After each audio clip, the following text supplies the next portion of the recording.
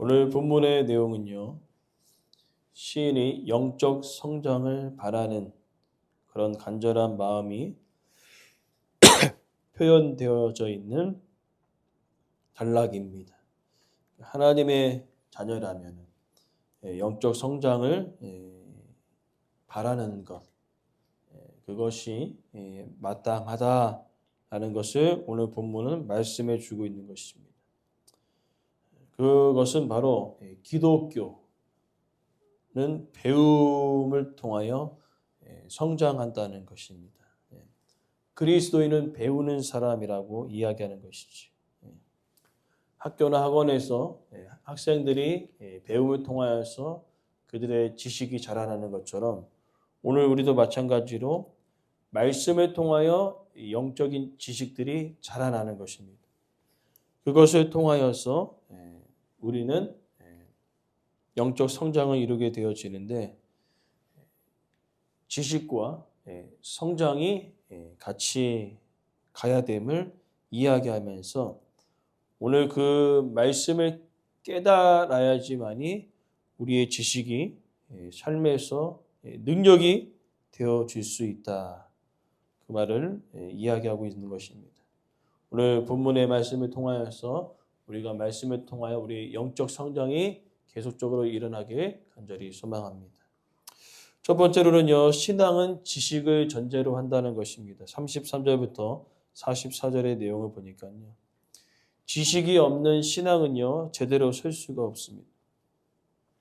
신앙이 견고하려면 하나님을 아는 지식이 견고해야 된다는 것입니다. 지식이 곧 신앙은 아니지만은 신앙은 지식을 전제로 한다는 것입니다. 왜 그렇습니까? 하나님을 제대로 모르는데 그 하나님께 내 인생을 맡길 수 없기 때문에 그렇다는 것입니다. 그분에 대해서 알지도 못하는데 내 인생을 맡긴다? 그런 말도 안 되는 것이죠. 그래서 오늘 시편의 기자는 주의 율례도를 내게 가르치소서. 율례들의 도를 내게 가르치소서. 또 주의 법을 준행하게 하소서. 이 말씀을 통하여서 하나님의 말씀을 통하여 신앙이 자라남을 이야기하고 있는 것입니다. 그러나 우리가 중요하게 살펴볼 단어는요, 깨닫게 하여 달라는 말씀입니다. 하나님의 말씀은 성령의 감동으로 기록되어 있다고 바울이 고백했던 것처럼 우리가 아무리 배우려고 할지라도 성령께서 깨닫게 해주시는 그 은혜가 없으면요, 그냥 까만 글씨나 다름없다는 거죠. 흰색의 까만 글씨. 그러나 그 흰색의 까만 글씨를 우리 삶의 능력이 되게 하는 그 힘은 성령의 역사에 있다고 이야기하는군요. 그렇게 시편 기자는요, 깨닫게 해달라고 기도하고 있는 것입니다. 하나님, 이 말씀이 내 삶 가운데 능력되기 위해서는 성령의 능력이 필요합니다. 그렇게 간절히 간구하고 있는 것이지.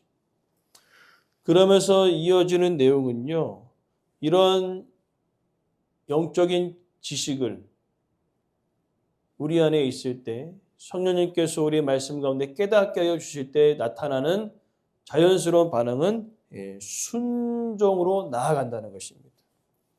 오늘 말씀을 보니까요, 33절 하반절에 내가 끝까지 지키리이다.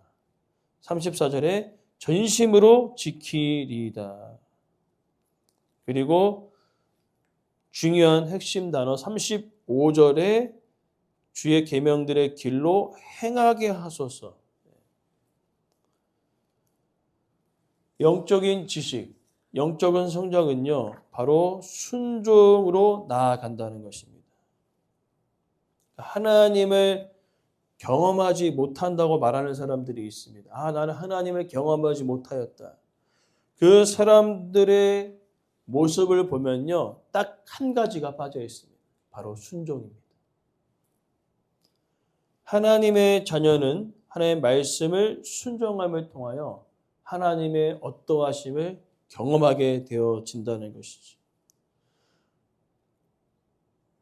그러하기에 그 말씀을 지키는 그 일을 끝까지 완수해야 되겠고요. 전심으로 나아가야 합니다. 그러니까 한 마음을 가지고 그 말씀을 붙들려는 그 마음을 붙잡고 나아가야 된다는 것입니다. 그래서 자신은 순종하겠다는 그 강력한 의지를 35절에서 이야기하는 것이죠. 행하게 하소서. 나는 어떠한 순간에도 말씀을 붙들고 살아가겠다라고 간절히 결단하는 것을 볼 수 있습니다. 그리고 그렇게 말씀을 지키며 살아가는 그 삶이 35절 하반절에 즐겁다라고 이야기하고 있는 것입니다.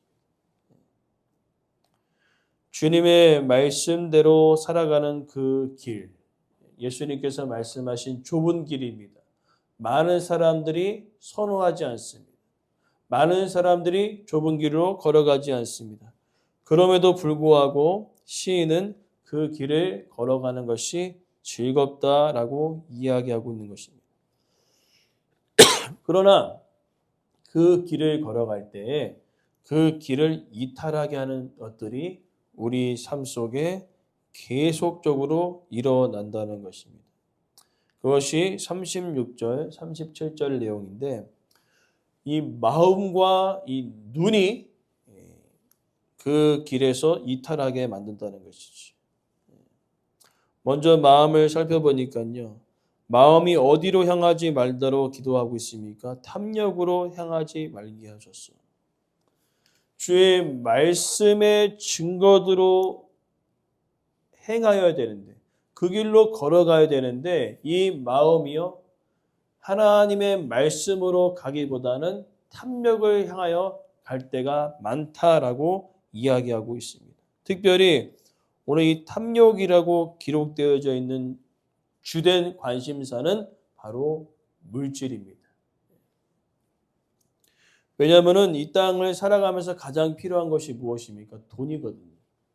그렇기 때문에 많은 사람들이 하나님의 말씀 따라 순종하면서 쭉 길을 걸어가다가 그 길을 이탈하는 경우들은 다 이 물질의 어려움과 또 물질의 풍요로움을 인하여 이탈한다는 것이죠. 그러니까 물질이 없어서 이탈하고 물질이 많아서 이탈하는 것입니다. 그래서 성경은요. 우리들에게 이렇게 이야기하죠. 일용할 양식을 구하라고. 그러니까 매일의 필요를 채우시는 하나님을 기억하지 않으면 물질이 부족해도 떠나고 물질이 풍족해도 떠난다는 것이죠. 그래서 오늘 시편 기자는 하나님 이 마음이 부족해도 떠나고 풍족해도 떠나니 아버지 매일의 필요를 채우시는 그 하나님의 말씀을 붙들고 그 길로 향할 수 있는 그 마음이 내 안에 항상 자리 잡기를 기도하고 있는 것입니다. 그러나 마음은요 어차피 드러나지 않기 때문에 괜찮습니다.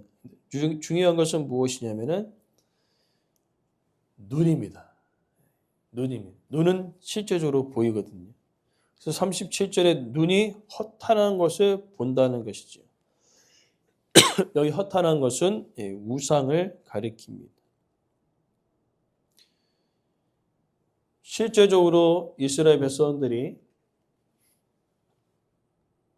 눈으로 쭉 보면서 어떤 일들을 이야기하냐면은 하나님께서 허락하신 그 만나가 있지 않습니까? 이 만나를 눈으로 계속 보고 먹으면서 그들이 고백했던 것들이 있습니다. 하찮은 음식이다. 하나님께서 주시는 그 놀라운 그 만나를 보고 하찮은 음식이라고 이야기하고 있는 것이지. 왜 그렇습니까? 맨날 눈에 보는 게 만나밖에 없어요. 예전에 노예 생활할 때는 여러 가지 그래도 못 먹었지만 여러 가지 풀떼기도 먹고 고기도 먹고 막 이것저것 그래도 조금이나마 얻어 먹으면서 살아갔는데 이건 매일 만나인 거예요. 저도 생각해 보니까 좀 입에 물렸을 것 같아요. 아침, 점심, 저녁으로 계속 만나만 먹으니까 입에 물리지 않습니까? 그러나 중요한 것은 광야는요, 원래 먹을 것이 없는 곳이에요. 그러니까 예를 들어서 뭐 가나안 땅에서 만나가 내렸으면은 이해가 갑니다. 그렇지? 가나안 땅에 먹을 게 많은데 굳이 뭐 만나만 먹을 수 있겠는가? 근데 광야라는 것이죠. 특수한 환경이죠. 광야는 원래 먹을 것이 없는 곳이죠. 물이 없는 곳입니다. 그러나 그럼에도 불구하고 그들은요, 눈으로 보여지는 것이 맨날 눈처럼 내리는 만나거든요. 하찮은 음식으로 보여졌다는 것이죠. 그게 광야에서 나를 살릴 유일한 양식인데도 불구하고 그들 하찮은 음식으로 보여졌다는 것입니다. 그래서 이 눈은요, 눈은 조심해야 합니다. 왜냐하면은 다윗도 무너졌기 때문에 그렇다는 것이죠. 눈의 우상을 많은 사람들이 경고합니다. 특별히 다윗이 이 시편을 썼을 때 아마 사무엘하 11장 2절 말씀을 생각났을 것 같습니다. 저녁 때 다윗이 침상 가운데 일어나 가지고요, 왕궁 옥상 거니다가 누구 봅니까? 한 여인이 목욕하는 것을 보게 됩니다. 근데 저녁에 일어났다는 것은 뭐죠? 낮잠 자는 거죠. 원래 평소에는 전쟁에 나갔을 때 다윗은 절대 잠자지 않습니다. 그 군사들이 위하여 기도했죠. 하루에 3번씩. 그러나 여기서 잠잤다는 것은 기도하지 못하는 그 연약함을 보여주고 있습니다. 그러니 이제 뭐가 보이는 거죠? 눈에서 다른 여인이 보이게 되는 거죠. 그렇기 때문에 우리는요, 이 눈에 대한 욕심이 너무나 강하다는 겁니다. 그러니까 말씀이 우리 안에 자리 잡지 않으면요, 이 눈을 따라갈 수 없어요. 이것도 보고 저것도 보면서 결국에는 이탈해버리는 거죠. 특별히 이 허탄한 것은 이 우상이라고 제가 말씀드렸는데, 이 우상의 근본적인 뜻은요, 가치 없는 것입니다. 가치 없는 것, 생명 없는 것을 따라다니고 있는 것이죠. 특별히 우리가 존 버년이 쓴 철로 역정에 보면요, 이제 가진 고난을 다 겪고 허영의 시장에 옵니다. 허영의 시장은 뭐냐면은 온갖 세상에 없는 것이 없는, 그야말로 지상 낙원과 같은 곳이었습니다. 그러나 거기서 크리스찬과 또 크리스찬과 함께 갔던 소망이, 우리는 여기서 살 게 하나도 없다. 그러니까 허영에 있는 시장 사람들이 이것저것을 다 내미는 거죠. 이것도 사라 저것도 사는데 다 눈을 가리고 마음을 닫아버리고 우리는 아무것도 보지 않겠다라고 얘기합니다. 그래서 결국에는 거기서 이제 보면은 소망이, 믿음이죠. 믿음이 순교하는데, 중요한 것은 뭐냐면은 우리는요, 이 땅을 살아가면서 우리의 눈을 빼앗길 것이 어마어마하게 많습니다. 그러나 우리는요, 오늘 본문의 말씀과 같이 우리는 기도해야 될 줄 믿습니다. 37절에 내 눈에 허탄한 것을 보지 말게 하여 주시옵소서. 나의 눈을 하나님의 말씀으로 향하게 하여 주십시오. 라고 우리는 기도해야 될 줄 믿습니다.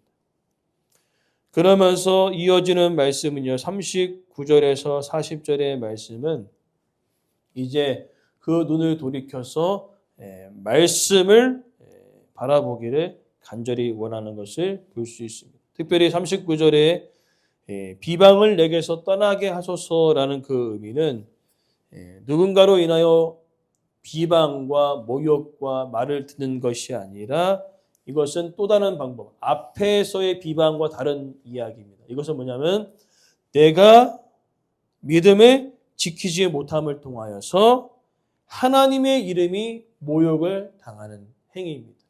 그러니까 앞에서 비방과 모욕은 내가 믿음을 지키며 나갈 때 사람들이 욕하고 헐뜯는 그것이라면, 오늘 본문의 비방은 내가 말씀의 길을 떠남을 통하여 하나님의 이름이 먹칠하는 것이지. 그렇게 살아가지 않도록 기도하고 있습니다. 그리고 결국엔 40절 말씀, 주의 법도들을 사모하였습니다. 말씀을 사모하는 믿음을 주님 내 안에 허락하여 주십시오 라고 기도하고 있는 것을 볼 수 있습니다. 왜 그렇습니까? 마음과 눈이 가만히 내버려 두면은 다른 곳으로 향하는데 그 마음과 눈을 어디에다 고정시키는 겁니까? 하나님의 말씀에 고정시켜 달라고 간절히 간구하고 있는 것입니다.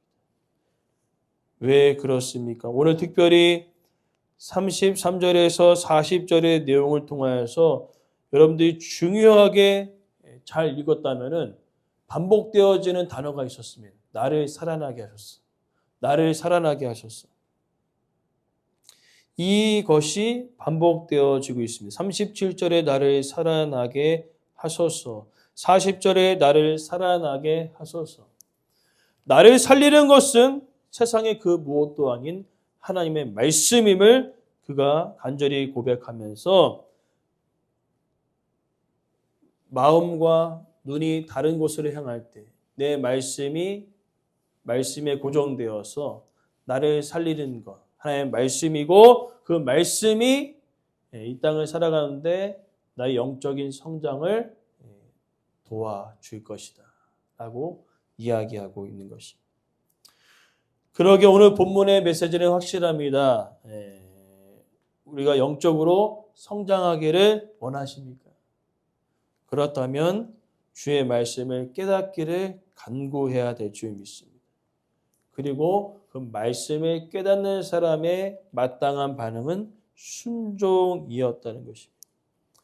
그러나 그 순종의 길로 걸어갈 때 우리의 마음과 눈은요, 순종의 길보다는 다른 곳으로 향할 때가 있다는 것입니다.